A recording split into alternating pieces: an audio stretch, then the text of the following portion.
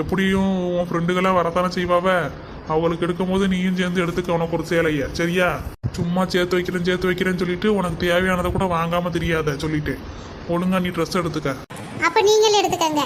நீங்க எடுத்தாதான் நானும் எடுப்பேன். எப்போ என்ன பாசம்? ஏட்டி நீ எப்போ வந்த?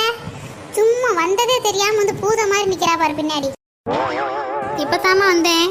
ஆனால் வரும்போதான் கேட்டேன், நீங்கள் ட்ரெஸ் எடுத்துக்கங்க நீங்கள் சொல்கிறதும், அப்பா உங்களை ட்ரெஸ் எடுத்துக்க சொல்கிறதும். எப்பா ரொம்ப இல்லை இருக்குது. எங்களுக்கு 2 பேருக்கும் ட்ரெஸ் எடுத்து கொடுங்கன்னு சொன்னால் நீங்கள் 2 பேரும் இங்கே நின்றுக்கிட்டு என்ன வேலை பார்த்துட்டு இருக்கீங்க?